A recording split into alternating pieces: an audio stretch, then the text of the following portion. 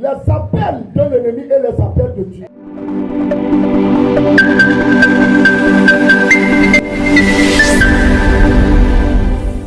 Nous sommes dans 1 Samuel chapitre 17, du verset 41 au verset 44. Le Philistin s'approcha peu à peu de David, et l'homme qui portait son bouclier marchait devant lui. Le Philistin regarda, et lorsqu'il aperçut David, il le méprisa, ne voyant en lui qu'un enfant blond et d'une belle figure.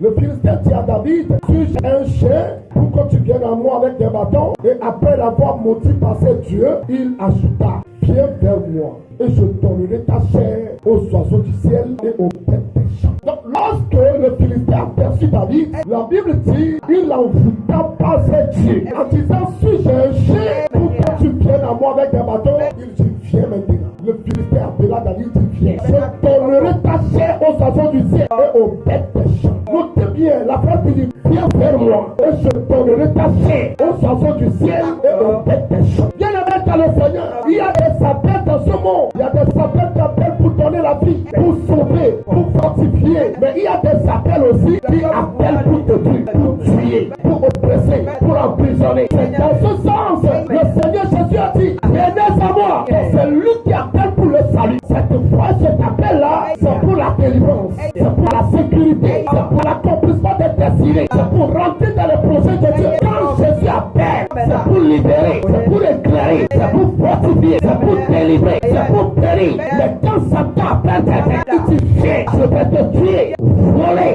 détruire, je donnerai ta chair aux oiseaux du ciel, aux bêtes des champs. Donc quand Goliath appelait David, quand il dit, viens vers moi, son intention c'est de tuer David. Si c'est que David n'avait pas répondu au vient de Jésus ou au vient de Dieu, s'il n'a pas répondu à cet appel, à l'appel de Dieu qui protège, à l'appel de Dieu qui sécurise, à l'appel de Dieu qui fortifie, à l'appel de Dieu qui donne la confiance, si ce n'est pas qu'il a répondu à cet appel-là, ce serait que son approche vers Goliath serait risquée. Parce que Goliath n'a aucune intention de pardonner. Ça fait 40 jours. S'il y a quelqu'un parmi vous qui le tue, alors notre peuple sera votre esclave. Mais si je le tue, vous serez nos esclaves. Ce sont depuis tous les jours le royaume de Dieu. Le prémateur de l'air. Le cercle de le lion.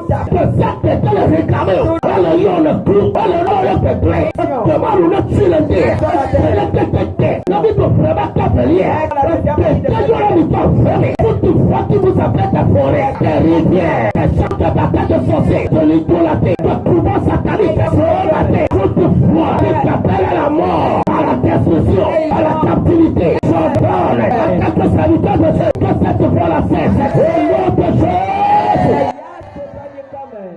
Dans ce monde, il y a des mains invisibles qui appellent. Il y a des voix que tout le monde n'écoute pas, mais qui appellent. Il en est de même du côté de Dieu et du côté de l'ennemi. Saul était sur la route de Damas.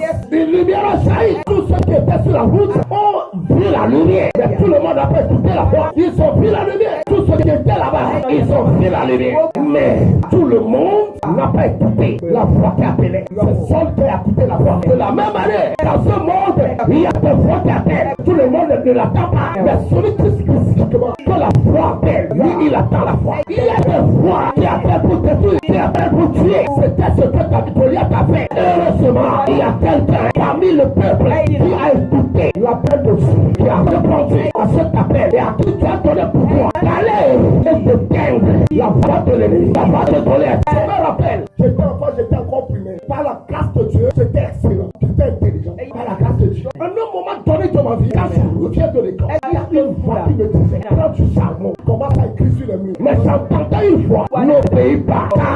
La folie, les sorciers de la famille, les sorciers de la famille, les ennemis de la famille, qui ne veulent pas le progrès de la famille, et qui veulent étouffer ta destinée, ils sont en train de t'appeler. Et par la grâce de Dieu, je ne suis pas fou. Mais si c'est que j'ai obéi, c'est que je serai fou. Donc, si ceux qui sont fous dans la vie, la peuvent vous dire la vérité. Ils vont vous dire, une voix les a appelés. Il attend la voix de faire quelque chose. Et quand il a fait, il est devenu fou. Il attend une voix. Déshabille-toi, commence à te promener. C'est la foi.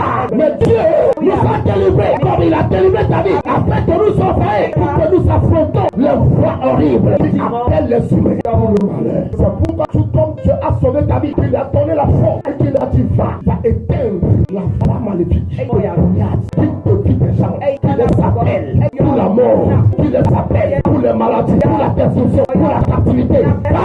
éteindre la voix. Parce que en vertu de l'autorité que Dieu m'a donné, toutes les voix maléfiques, démoniaques, venant des sceaux, de la sorcellerie, venant des prononciations, qui vous appellent cette moitié de cette année, qui vous